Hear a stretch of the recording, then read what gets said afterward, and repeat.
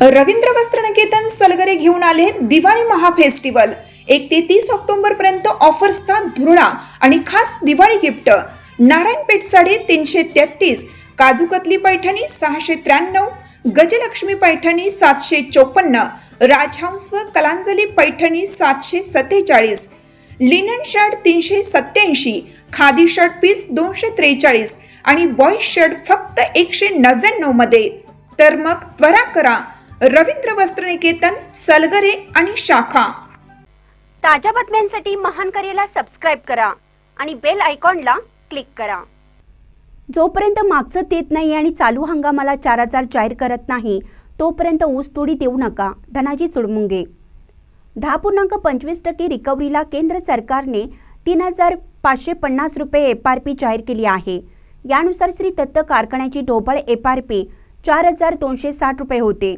यामधून तोडणी वाहतुकीचा खर्च 887 रुपये वजा केल्यास 3373 रुपये होतात। म्हणजे श्री दत्त कारखान्याच्या वतीने जाहीर केलेला 3400 रुपये दर हा फक्त FRP पेक्षा 27 रुपये जादा दिला आहे। कायद्याने जितका कमीत कमी दर द्यावा लागतो तितकाच यांनी जाहीर केला आहे, तो आम्हाला मान्य नाही। यामुळे जोपर्यंत मागचं देत नाही आणि चालूला 4000 जाहीर करत नाही तोपर्यंत ऊस तोड कोणीही घ्यायच्या नाहीत, असे आव्हान आंदोलन अंकुशचे प्रमुख धनाजी चुडमुंगे यांनी केलं आहे। पाहूया काय म्हणतात धनाजी चुडमुंगे।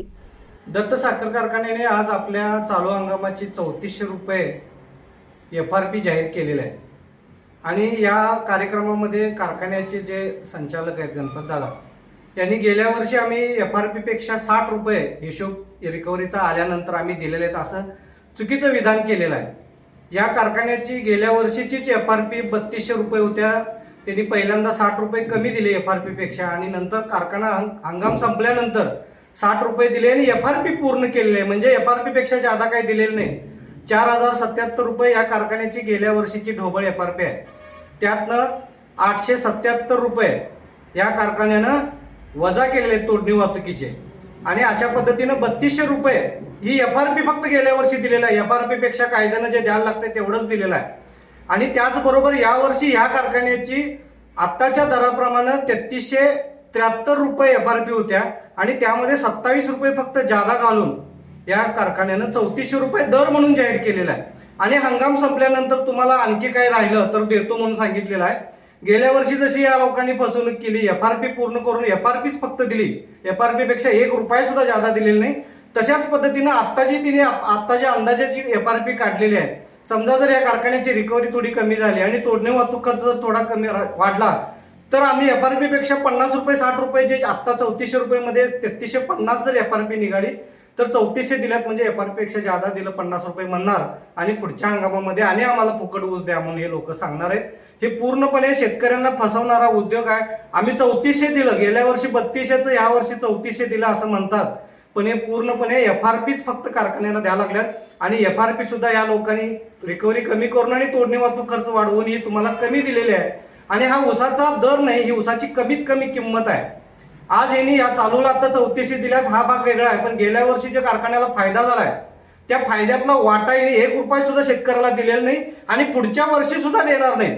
त्यामुळं कुठल्याही शेतकऱ्यानं यांच्या कुठल्याही भूलथापांना बळी न पडता मागचं 200 रुपये आणि चालूला किमान 4000 रुपये या लोकांनी दिल्याशिवाय यांना ऊसाला हात सुद्धा लावू देऊ नका। आज या भागामध्ये ही लोक काहीतरी खोटं सांगायला लागलेत, तुम्हाला भूलथापा मारतील, 3400 रुपये म्हणजे लई दिला असं म्हणतील, पण आत्ताच्या या उत्पादन खर्चाच्या आधारावर 1 रुपया सुद्धा शेतकऱ्याला हातात राहणार नाही। फक्त उत्पादन खर्च या 3400 मधनं भागल आणि शेतकऱ्याला फायदा 1 रुपया सुद्धा राहणार नाही। तुम्ही या दरामध्ये यांना ऊस देऊ नका।